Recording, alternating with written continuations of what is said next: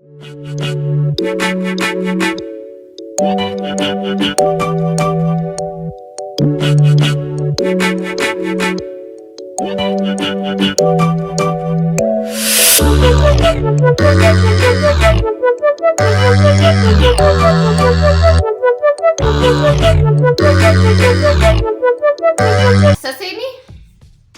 welcome to Brotherhood Mentality.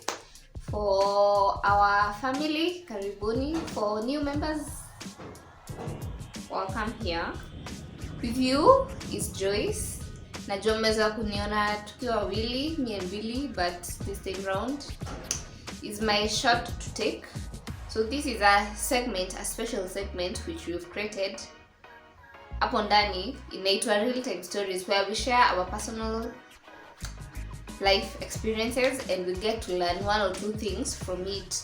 And mine yangu ya leo itakuwa, I'll be talking about, let me call it being in touch with our emotional self. What do I mean with being in touch with our emotional self? Believe me. What I mean is kuna watu, I think kama mimi, when we go through life, we go through some hurting experiences in which we are supposed to talk about them and we're supposed to seek help and maybe share with one or two persons, but we feel like ni kama if we overshare what we are going through, it's like tunapea watu mizigo yetu. So we decide to tuck in, tusindirie, tukanyangie whatever we are feeling, and out in public we pretend everything is okay, but when we go in private, whatever we are going through, hapo sasa ndio kinaumana, kinakulana.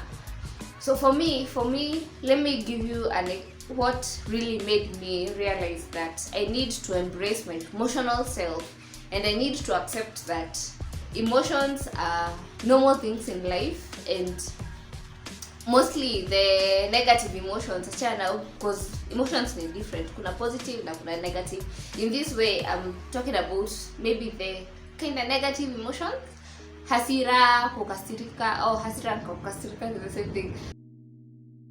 Hasira, depression, kuna kitu inakukula, stress huko ndani, but hujui how to go about it. For me, I think ilifika, there's something that really happened because, okay, nikilelewa, I have gone through a few things here and there. I thought ni normal mtu kupitia hizo vitu.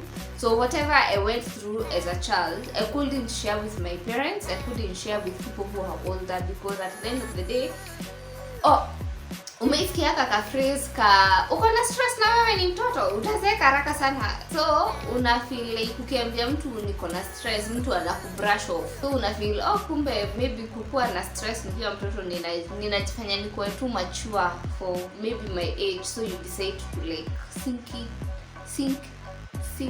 it in. Pole, I have a very heavy tongue. Sink it in. Now una like brush off. So that accumulation from when I was a child, maybe some few things which happened from our family. At school, I had an emotional experience somehow. Venye nilimaliza shule also, there are quite a few things in which unaweza sema ni normal, but for you being a child, dealing with all these things together, it's somehow overwhelming. So ilifika a breaking point where I was like too mad to everyone. Ungeni provoke kidogo, just this kidogo, you are like, I'm so done with you, and I'm like so done with you forever. Only to realize that later on, after nilianza kusoma psychology, because I think I was so like, I think this is not me. I'm not that reactive to people. I'm not that reactive to things. So there must be a problem somewhere. So I went, nilianza kuchambua my background and learning my traumas. And that's why I realized that. By the way, I think I have been avoiding my emotional side too much, that at the end of the day, it may pile up, nimeanza kuni affect. nina tusi watu. Okay, si kwa natusi, I don't know how to do this, but unaongelesha watu vibaya with a commanding voice. Sometimes una throw tantrums na hujui unafanya hivyo. And it was really like an awakening part of me. I tried seeing a therapy, but haikuwork because she told me she had so many commitments. Because I'm not creating time for someone who doesn't have time for me. So I turned to books. Books have been like my learning. Books have been my teacher. Nimesoma psychological books mingi for me to understand all these things about emotions and everything. So what I would like to encourage someone out there today is, you might be going through something na unafikiria ni wewe peke yako una go through that particular thing. You might come from a family where everything maybe is not working. From your parents, maybe you watch your parents divorce, ama you watch your parents being in bad terms. Now for some, I have seen some children but they who come from families where parents are really fighting, and it really affects them, and you don't know how to share with other people, because unajua kuna watu huwa wanasema protect your family, and whatever in Kikuyu we say maguta mamoshi mati hakangoge. What it means is whatever happens inside the family, you're not supposed to like put it out there. So sometimes it really overwhelms you. Alafu kuna wengine maybe it's personal things. Ulienda mahali, kuna rafiki alikutusi, maybe kwa sababu you're not a good performer in school. Kuna guardians wanapenda kucompare na another person. Maybe you're not so good in keeping things, being tidy, na maybe kazi yako hapo tidy. So unafind kila mtu kwa familia ndio anaingililia wewe mwenye uko untidy, but they're not seeing like the better part of you. So I want to encourage someone, if you've gone through something that really frustrated you emotionally, it's high time you learn to embrace your own emotions.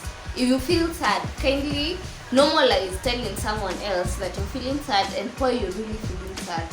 If you're being bullied, it's normalize, go finding someone and telling them, by the way, I think you're being bullied by a particular person because of one or two things.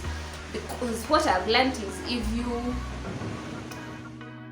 if you swallow all those negativities in life, inafika mahali the uta blow up, and people will be like, is this the same person that we know, ama ni kashetani kama mwingine? Si shetani, ni wewe umejiletea project kusindilia vitu ndani. Umesindilia vitu mingi ndani. So I would encourage you, normalize talking to people, normalize accepting that you're emotional, you get hurt, you get pissed off, someone offends you, it's very normal. And normalize also speaking your mind and your thought about a particular thing. If someone tells you when ngombe, normalize telling them like, me, I won't allow you to speak such about me because uliona mamangu akiza ngombe or something. Oh, that is bad.